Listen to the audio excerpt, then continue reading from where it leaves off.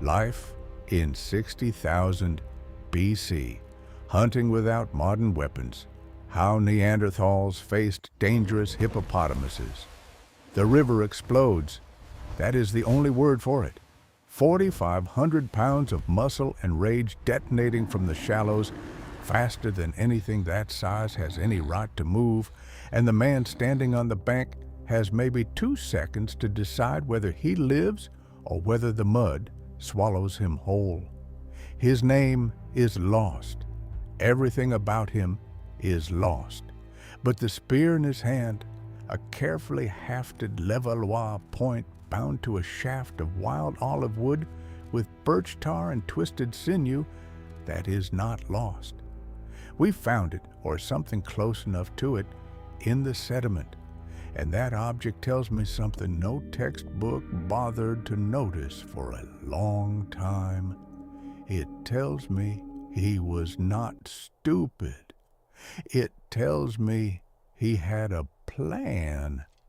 I have spent 31 years crawling through cave systems and dried riverbeds from Gibraltar to the Zagros Mountains.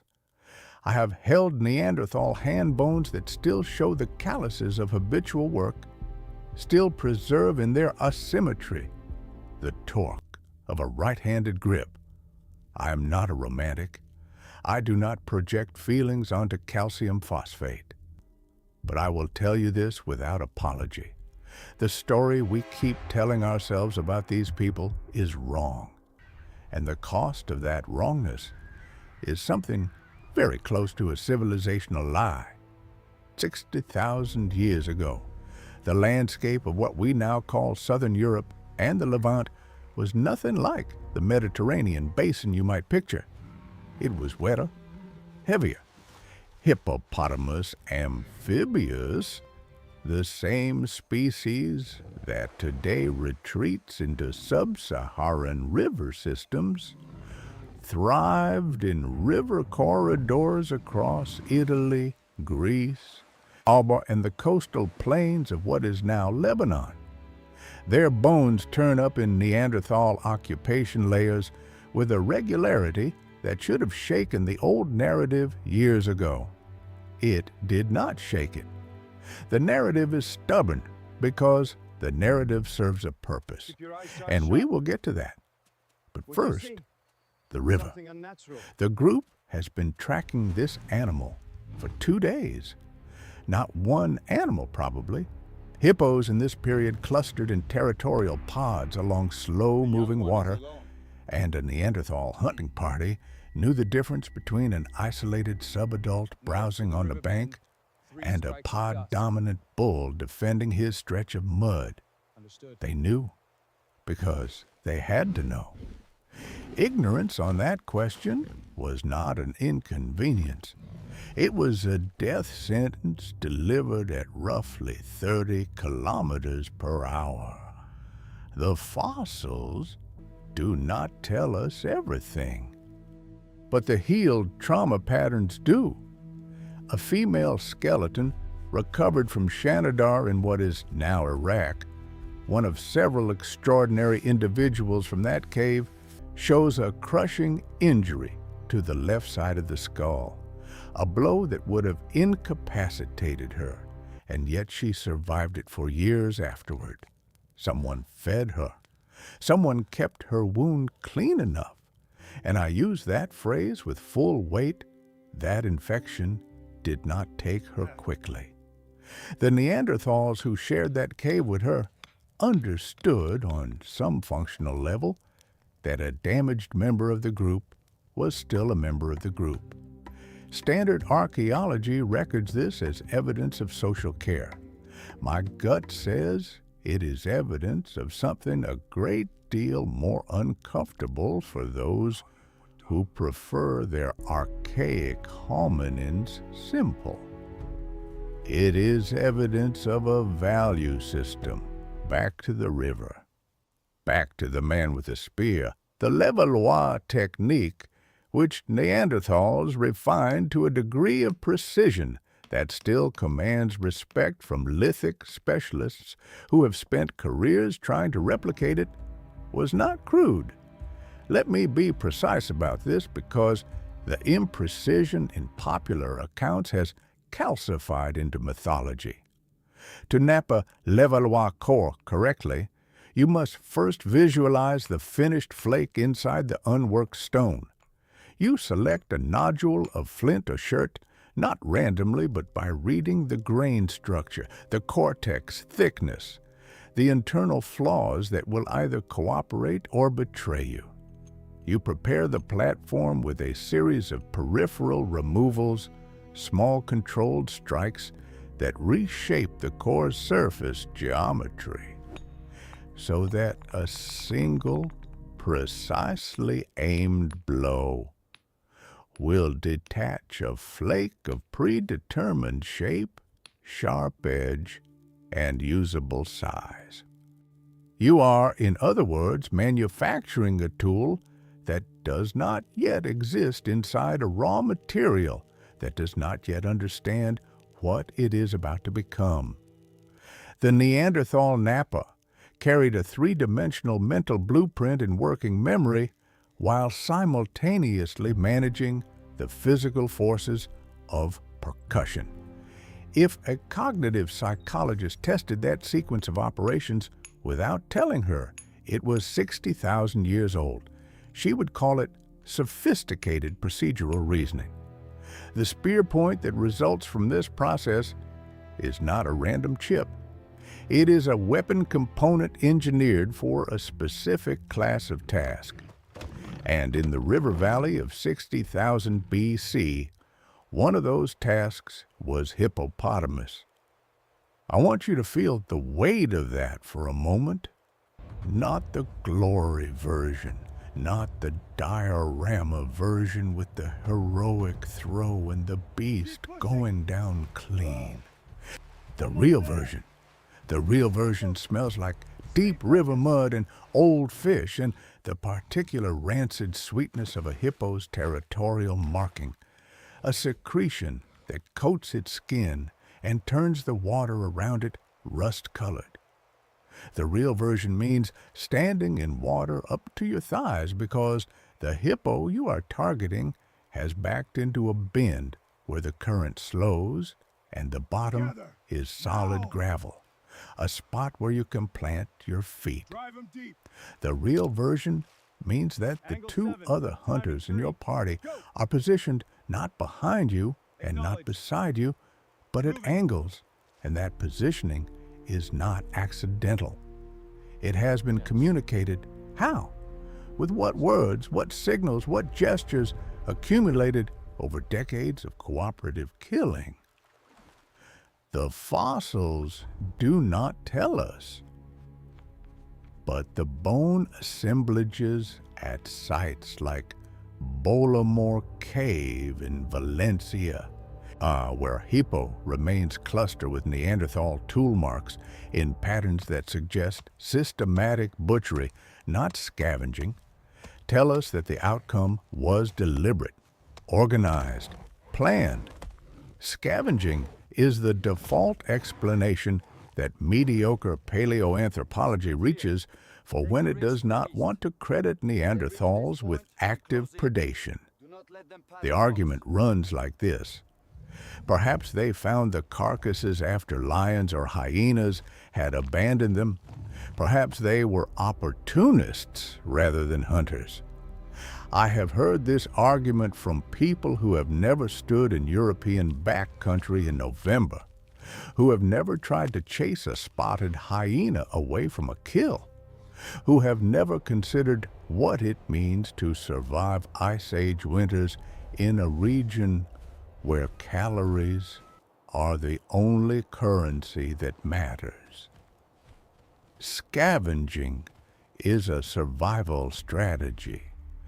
Active predation of megafauna is a different survival strategy, and the two are not mutually exclusive.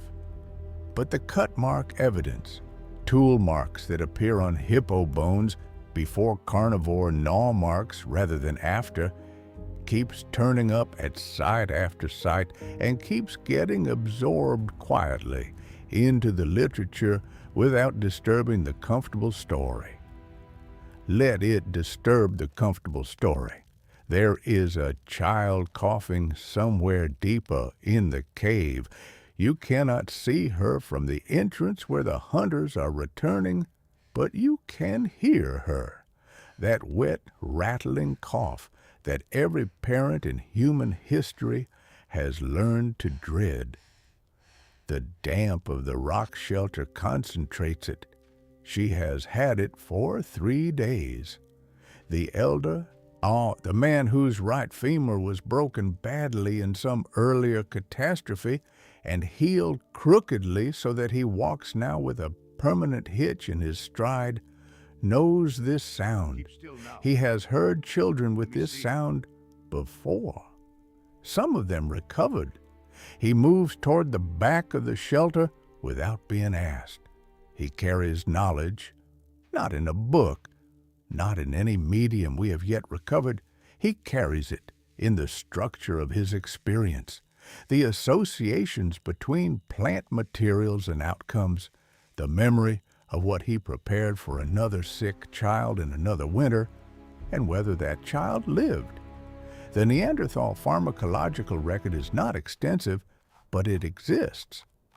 Pollen analysis from Shanidar suggested the possible presence of medicinal plants in association with a burial, a finding that has been contested and recontested for 50 years because the stakes of accepting it are high. If you accept that a Neanderthal group deliberately placed yarrow, groundsel, and ephedra with their dead, you accept a cognitive and symbolic complexity that makes the clean separation between us and them very difficult to sustain. The pollen might be intrusive. Burrowing rodents are a confounding factor. I know the objections. I have read every paper. My gut says the objection is reaching. Outside, the hunters have returned with portions of the kill, not the whole animal. A hippo is 2 tons of meat and bone and fat, and you cannot move a hippo. You move what you can carry.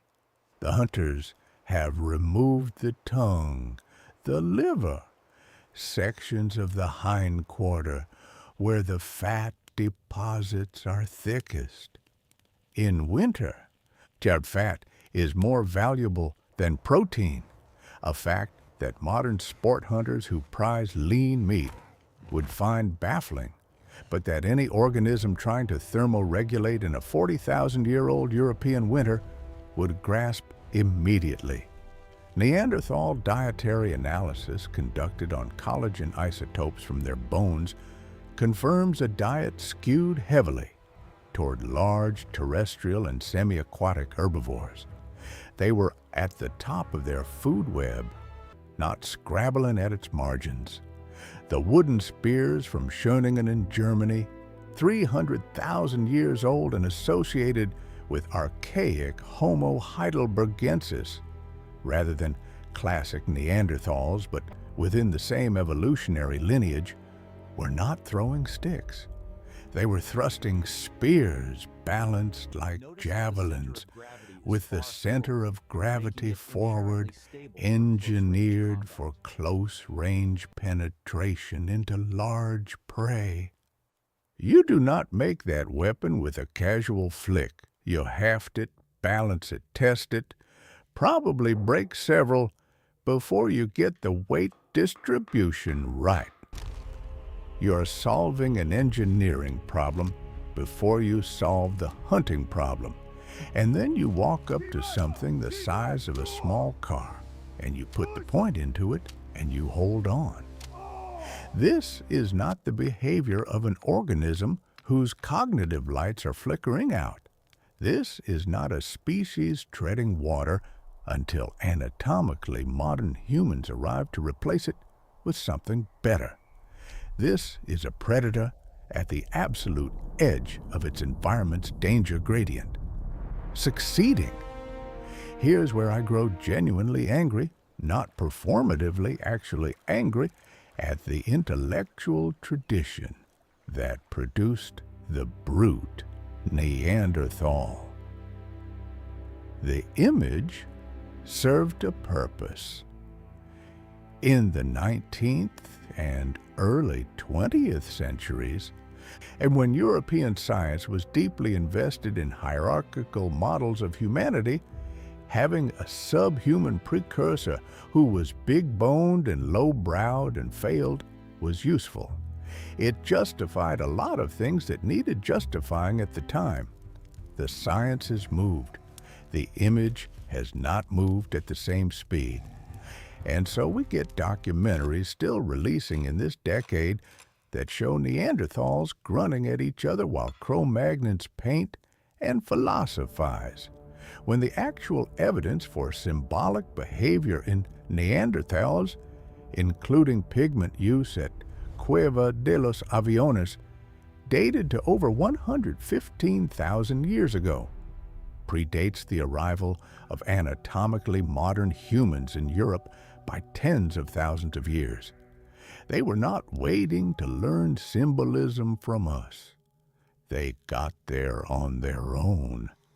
The child's coughing quiet sometime after the fire has been rebuilt and the fat has been rendered and the shelter fills with the dense, greasy smell of roasting hippopotamus meat. Whether the elder's knowledge helped or whether the child's own immune system did the work, I cannot tell you. The fossils do not tell us that. What they tell us is that Neanderthal populations sustained themselves across glacial and interglacial cycles for roughly 300,000 years, in environments that ranged from the near-Arctic tundra of northern Europe to the subtropical river margins of the Levant, without agriculture, without writing, without the social technologies we consider the preconditions of real civilization. 300,000 years, our own species, Homo sapiens, with our art and our language and our capacity for abstract thought, has managed perhaps 300,000 years of existence total. We have had recognizable civilization for about 6,000 of them. I do not raise this comparison to diminish what anatomically modern humans achieved. I raise it because the arithmetic matters. A species does not persist across that span of time and environmental variation by being cognitively marginal. It persists by being very, very good at surviving. They were good at surviving. And then, between roughly 40,000 and 28,000 years ago, across a span of time that is short by geological standards, but was probably not short to live through, they stopped surviving. Why is a question the field is still genuinely wrestling with. Climate pressure, competitive exclusion by modern humans, disease introduced by contact, interbreeding that diluted population genetics to below viable thresholds, in some combination of all of these. The evidence supports different answers in different regions. There is no clean narrative. There was no single last stand. What there was, almost certainly, was continuation of a different kind. You carry somewhere between 1 and 4% Neanderthal DNA in your genome if your ancestry traces back to populations outside sub-Saharan Africa. That percentage is not noise. It is not contamination.